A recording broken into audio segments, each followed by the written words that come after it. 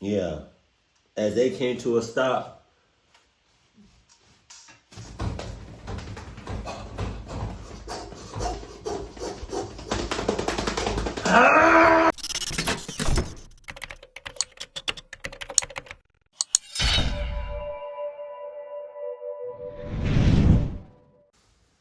Sup? Go. Right. This happened to me almost 8 years. Stop thinking 8 years ago. And you just now saying something? Look at the clock. about it. I was in my early 20s at the time and was camping out in the wilderness of Upper Idaho. I wouldn't say I was an experienced camper yet, but I did go out pretty frequently on long hikes, and I knew the basics of camping. Yeah, I don't care. Also, in that territory, there was a lot of wildlife, including black bears and grizzly bears. God damn. So being prepared was a must, which I feel like dealing with those type of animals, you can be prepared all you want. Once you up and close and personal with them, I mean, unless you got like, like baka. Oh. Cause I heard and I seen that bear spray don't work. Maybe you have an arrow, you can, I don't know. What you look like throwing hands to a grizzly bear? Like, what? heard a lot of casual hikers and campers.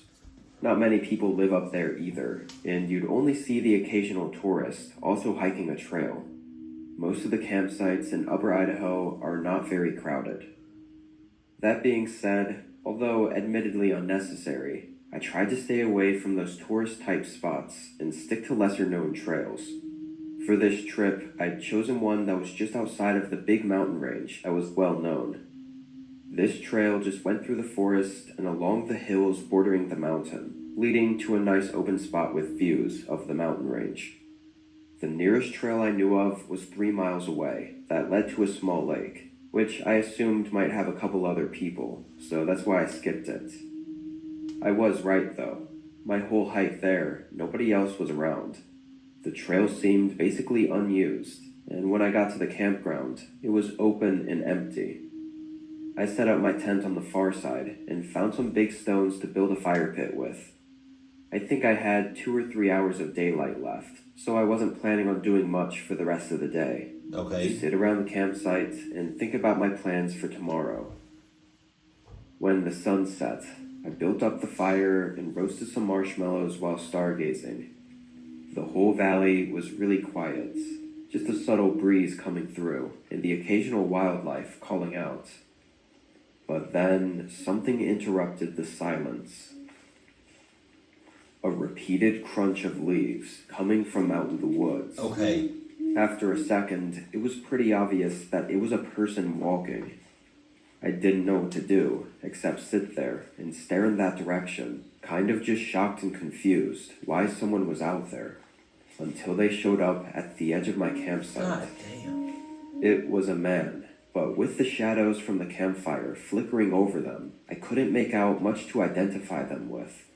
I could see they had a typical camping backpack on, and that was about it.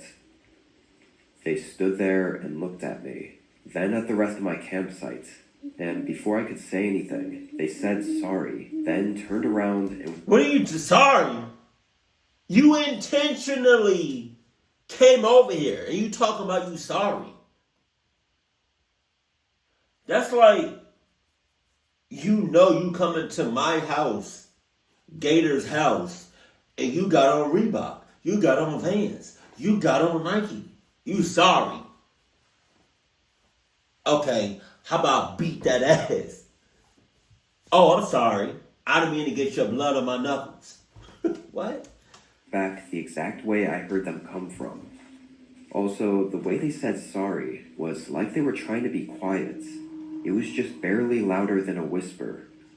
It was really strange. What were they even sorry for? They had to be looking for a campsite. There's no way they were just walking around at night like that for no reason. It felt really, I guess, unsettling. I didn't feel in danger, but the way they acted was just out of the usual behavior of any hiker I'd ever come across. I felt in danger. Their footsteps walked away, turning into the subtle, quiet night it was just moments ago, as if nothing had happened. Despite the unusual interruption, I ended up going back to stargazing and relaxing only a few minutes afterward. What? I hoped wherever that guy was heading, he'd make it there soon, and safely. But aside from that, I didn't think too much more about it. Several hours... You need to think much more about it. What are you talking about? Don't go back to stargazing. Think about what just happened. And think about your next move for when they come back. This is all you need to be thinking about right now. By, or at least it felt like that. Clouds started to roll in, blocking out the moon and stars and casting a shadow over the entire forest. Damn. I wasn't exactly tired or ready to sleep yet, so I sat along the campfire and hoped I'd eventually get bored and sleepy enough to call it a night. But then I heard footsteps again. See? They were more rushed this time. Almost like panicked footsteps running through the woods in the exact same place the man came from earlier in the night. I stood up, getting worried as they approached. Then he came into the light. I could tell by the backpack and his general figure that it was the same hiker from before. He walked further up this time, enough for me to see him better. He had a medium scruffy beard and oily black hair, along with some signs of distress on his clothes, as well as dirt scuffed over his face. And his eyes were wide, like he was scared, yet his mouth was straight and emotionless. "Is everything okay? You probably should have made it to your campsite by now. It's pretty late." The man stood there, catching his breath, but keeping on guard. His eyes looked over my right shoulder for a second, then back at me. "Are you lost? Maybe I can help," I said. He then muttered no under his breath, saying he was just hiking out in the woods and didn't mean to bother me. What? No! No! We're not doing this tonight! We not! Because the first time you came, you talking about you sorry. Which is a load of horse shit. And then you come back. More sus, mind you, than the first time you was here. Looking, oh my nose. Looking over my shoulder. Catching your breath. Catch one more breath because I'm about to blast you off this earth. He spoke slowly, though, and the whole time his eyes were constantly shifting to something on the right side of me. He'd only look for a split second, then his eyes would lock back onto me. Listen, you look pretty nervous.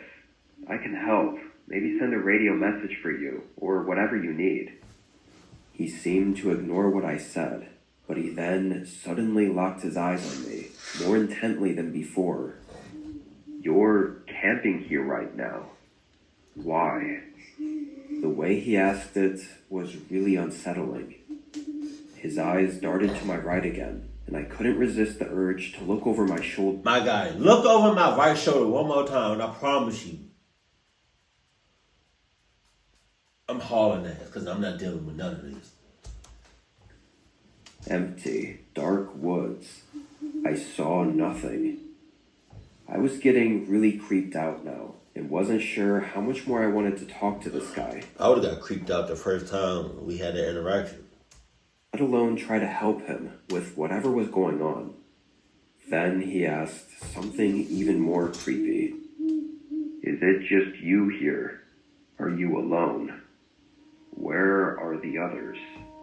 Taken aback by the question, I hesitated to respond right away, and before I could even answer, he spoke again. "Have you been following me?" Something was... This whole interaction is just mind blown to me. Like, you're in the woods, deep in the woods. There's nobody else around. Like, I don't think there's nobody else around. I could really do something to you, and you want to play those games. Oh, okay. His manner was changing and he was tensing up. I said no. He need to be tensing up that ass cheeks. He need to tense up his cheeks in the back. Tense those up. Cause I'm about to clock your ass. I didn't know what he was talking about, but then his eyes shifted onto something over my shoulder again. See? However, this time, they didn't shift back to me. His wide, hollow eyes were locked onto something. He asked one last question.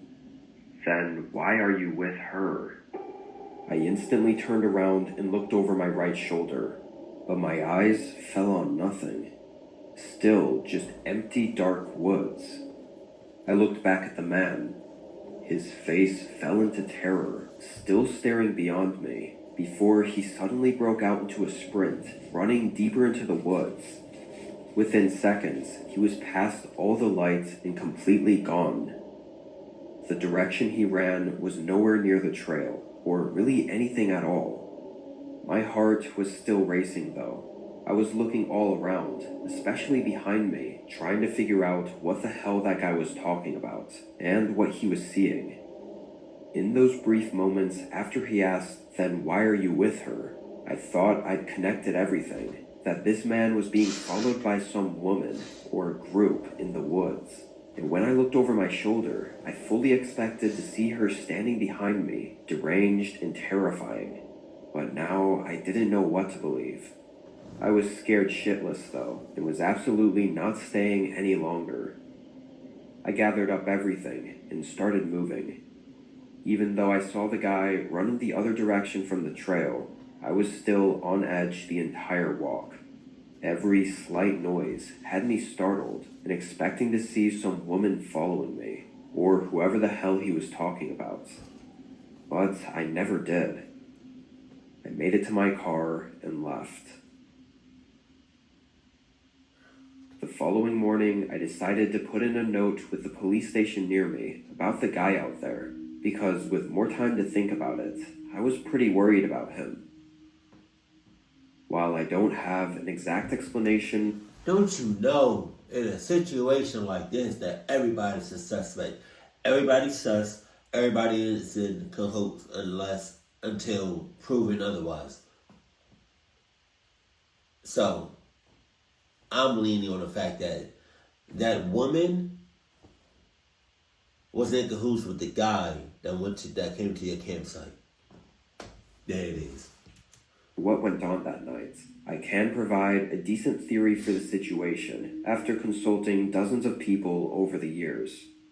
The most likely and tragic explanation is the man may have gotten lost and been out there for a very long time, probably becoming extremely hungry and dehydrated to the point of near insanity and paranoia, thinking something or someone was following him through the woods at night.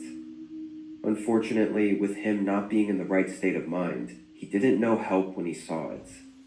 When he found me, he was probably too paranoid to know that I could have saved him, giving him food and water and let him out of the woods. He might have been so out of it that he didn't even know he was lost anymore. He was too caught up in the paranoia of whoever he thought was following him. Get out of my face. While this is the most probable cause of the man's behavior and what happened that night, there's still no saying if it's actually true. There's a chance he really was being followed and wasn't sure whether or not I was just another stalker part of the group and didn't trust me. If that was the case, then him freaking me out that night likely saved my life from whoever else was out there. However, we probably will never know for sure. The man was never found or spotted since, so unfortunately it seems he never made it out of the woods. I don't care.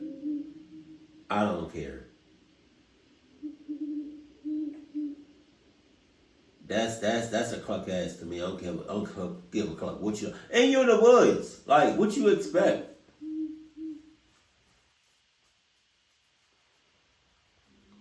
That was a woody ass type of nigga. I was at home this night, planning to pull an all-nighter to catch up on some work papers that I needed to have done. I procrastinated just a bit too long with these, and due to a couple other things coming up, I really had no choice but to stay up and finish it tonight. I brewed a cup of coffee, went upstairs to my office, and closed myself in to keep out any distractions and just power through the night. I did surprisingly well for a few hours, sipping on my coffee and locking in. But I could feel myself start to fade as my coffee ran out, and so did my energy. I thought maybe stretching my legs for a minute and going downstairs to make another cup would help me reset. I got up and walked down to the kitchen, but as the coffee brewed, I felt noticeably colder than I was in the rest of the house, like as if there were a cold breeze blowing through the downstairs floor. Shit. I went and checked the thermostat, and the heat was on, but it was several degrees lower than it should have been. So I did a little investigating and happened to notice a window in the back of the living room was open. Wow. Now, I did open my downstairs windows fairly often during the day, but as far as I knew, I'd never forgotten to close them before. Also, this one was wide open, not just a small crack like I usually did. Understandably, I was a bit shaken as I approached it and looked at it for a moment. The thought of someone having opened it and gotten inside crept into my mind. However, I saw nothing else to justify that. I stuck my head outside and looked at the ground beneath the window and saw no footprints or disturbances in the dirt. So and what? there was nothing on the window, like I'd expect to see from someone crawling in. In moments like these, your mind always wants to assume you're overthinking it.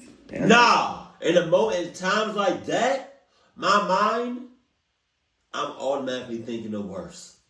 I'm automatically thinking somebody about to get cucked up, and it's not gonna be me. That's just how my mind works. like this would never really happen to you.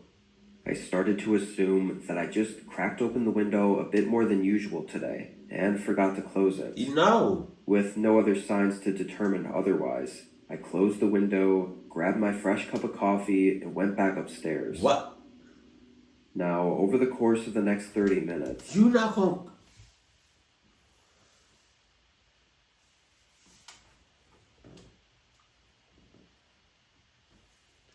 How do you even go back to work or go back to what you were doing after that? Window wide the hell open. And you never do that. You know you don't do that. You don't go back to work. Alright. found my mind still wandering a bit, not fully satisfied with the conclusion I came to. Okay. So I got up and quickly gave a look around the house, just so I could be absolutely certain I was alone. I found nothing and went back to work. Another hour went by. I was mentally exhausted from trying to get this done, but a sudden thump behind me instantly woke me up. I'm not gonna lie to you. If I was you and I heard that in the situation that you're in right now, and I heard that behind me, I'm passing out. I'm passing out, I promise you. My heart's skipping a couple of beats. Like, I would be that type of scared where I get chills all over my body. I'm out of the house. I'm out of the house. Loud, as if it were just behind my desk, but nothing was back there. I knew my bedroom was right on the other side of that wall, and figured it had to be something from in there.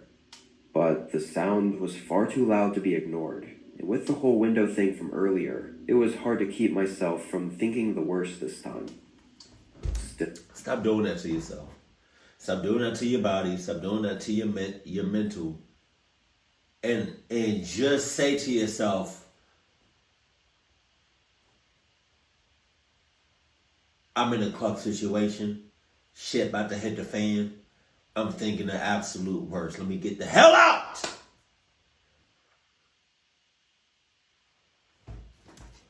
I got up and walked into the hallway and opened the bedroom door. You got it, brother. I scanned the room from the hallway before walking in slowly. From the doorway, everything looked normal. You'd think such a loud sound would easily be identifiable, like something having fallen on the ground. But it wasn't. The floor was clear of anything, and as I searched the rest of the bedroom, there wasn't a single thing off about it. I was honestly starting to believe that pulling this all-nighter was just making me go crazy.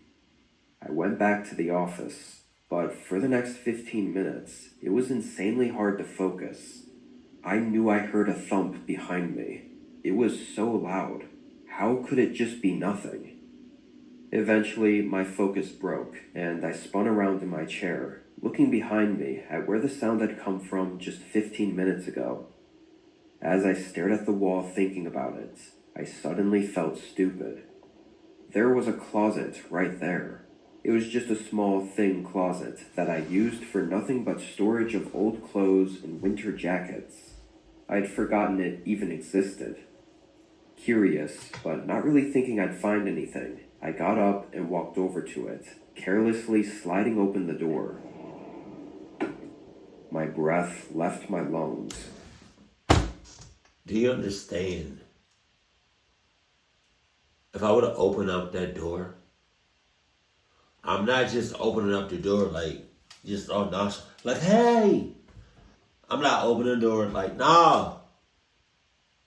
I'm gonna have some sort of weapon on me as I'm opening up the door. I'm not opening up the door like it's clucking Narnia or something. Like, you got it. I'm not doing that. Surge of fear crippling over my body.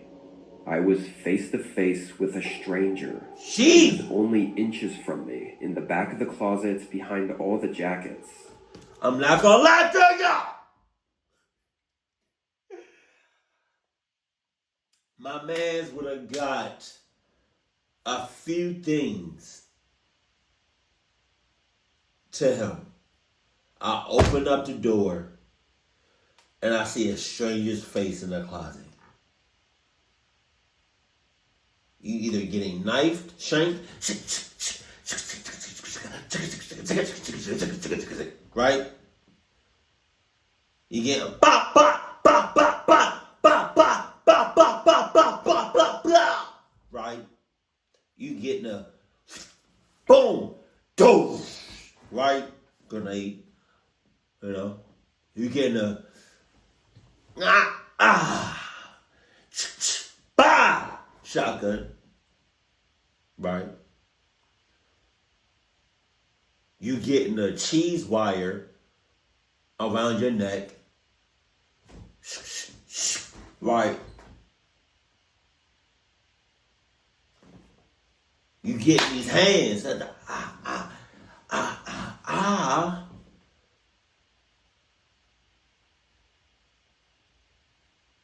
or I'm kicking you outside. Like, I'm literally kicking you with my Adidas 27,000s on. And I'm kicking you right outside the house. Or I might pepper spray you in both your eyeballs. I'm not gonna lie to you. Yeah, I got options. If not for the thin layer of clothes between us, he probably could have reached out and grabbed me before I even had a chance to run. I heard the entire closet tear apart as the unknown man forced his way out to chase me. As I scurried into the hallway, the man called out my name, instantly sending a shiver through me. His voice wasn't one I knew, though. It was gritty and disturbing, the way he said my name, as if he knew me. I made it out of the house, as it seemed the man put more effort into trying to convince me to stop running, rather than chasing me. I made it to a neighbor's house around the corner, relentlessly hitting their door until they answered and called the police for me. The man was no longer in the house when they searched it. Man. There weren't even really any signs onto where he ran off to. And that's pretty much where it's been left at. Some creepy, disturbing, unknown man climbed through one of my downstairs windows in the middle of the night, carefully sneaking around the house and getting to my office closet, probably while I left to check the house after noticing the window. That means that for likely over an hour, the man was right behind me. Get one off! Me as I sat at my desk working. Even worse, he knew my name, which means it definitely was a planned break-in from a potential stalker. So it's hard knowing the possibility that he might come back. Had I not pulled an all-nighter that night and just gone to sleep, I very well may not be here right now. I'm saying. So get your shit together. Whole time, he was probably getting one off in that closet. I wouldn't put it past you.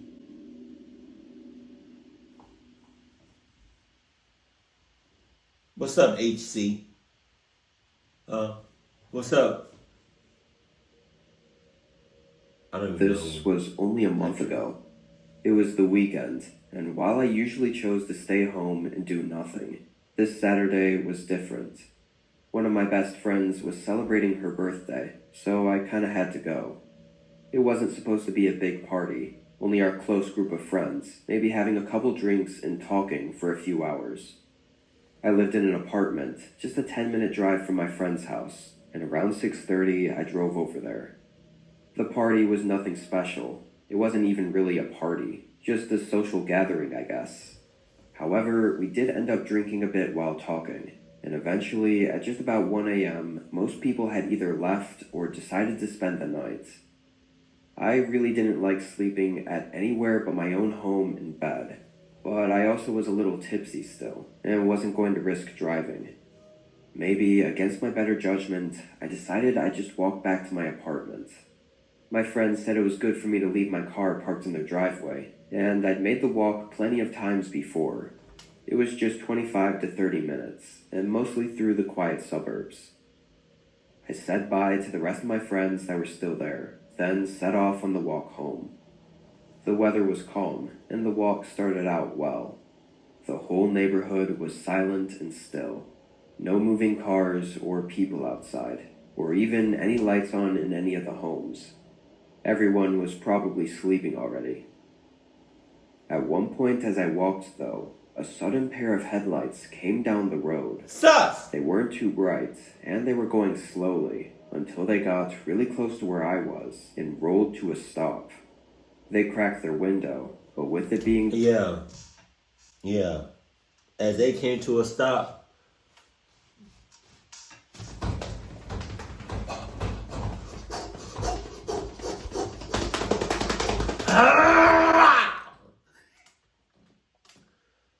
my wife is sleeping.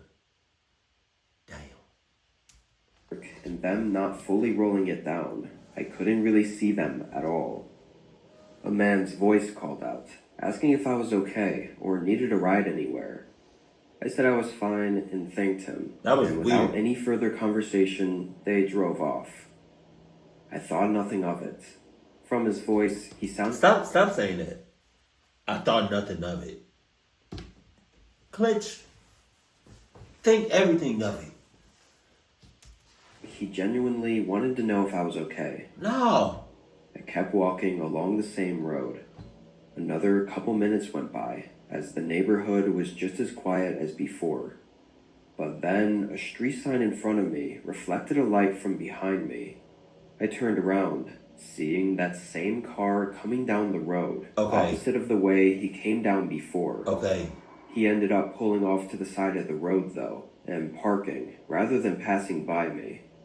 I still found it strange that he turned around and came back this way, only to stop and park as soon as he was in view of me. Okay. Seemed like a really big coincidence. I kept walking, checking behind me a few times, but the guy never left his car, and eventually he was out of sight. I made it to the next section of the neighborhood, hoping this was nothing to worry about. But of course, walking alone in the middle of the night made everything feel extra suspicious. I started to feel better with every passing minute, though. I was only about 10 minutes away from my apartment at this point, when I suddenly noticed a car parked up ahead. It was parked in the street with its headlights on. but not on the side of the street or on the curb. It was right in the middle of the road. As I got closer, I was able to make out more and see that it was definitely the same car from before. I felt a lump in my throat, knowing the chances of this just being a coincidence were getting lesser and lesser. No shit. From where I was, there were really only 2 routes to get to my apartment from. Usually, I just walked along this road because it would take me most of the way there, but I knew there was also a park up ahead that had a walking path cutting through the woods.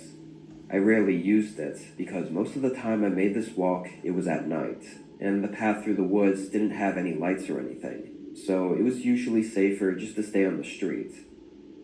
I was thinking this might be a scenario where it would be less risky to go through the woods, rather than walking past the car that was clearly watching me a bit too much for comfort.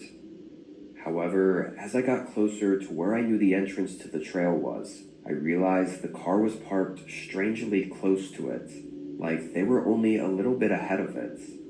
So I could make it to the path before passing the car, but it almost seemed too perfect.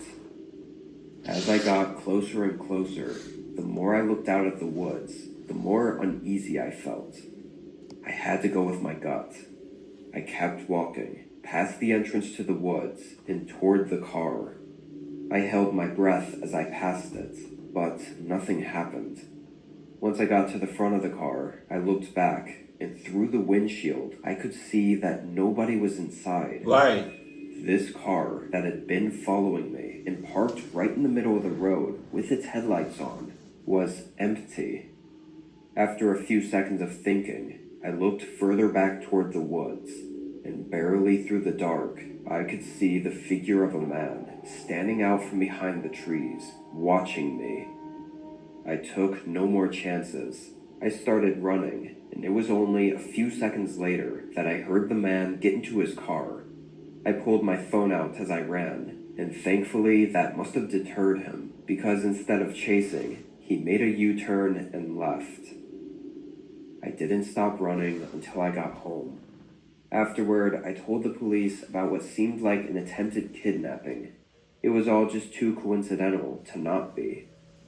What's scary to think is if I hadn't listened to my gut and did the obvious choice of cutting through the woods, I would have fallen perfectly for that man's trap of him waiting in there for me to do exactly that. Being out there in the woods at night with him would have surely left me no chance of escape. It's only been a month since, and with only a description of his car and his voice, it's unlikely they'll ever find or convict anyone. Well, you just get away from where that area. I hope you are now. Whenever you're alone, especially if you're in the woods, or especially if you're walking by yourself, either in the morning, during the day, at night, if you're by yourself, no matter what's going on, check the damn checklist. Get something to protect yourself with. And think the absolute worst. That's it. That's it. It's not that hard. It's very simple. Let's say you taking a walk and it's like, I don't know, at 1 o'clock in the morning, it's dark as hell. Right? Let's say you come home from you're on your way home from a house party, and you in your neighborhood walking, you're going home, and you hear footsteps behind you, or you hear some weird stuff behind you. Don't look back. Notice what you're hearing. Lock it in. And if you say run, it's like, it might make you look a little, but I don't care. I don't. If you hear something by yourself, run. That's it. That's all I gotta say. Keep it cool, keep it classy, and I love you. Stay happy, my family.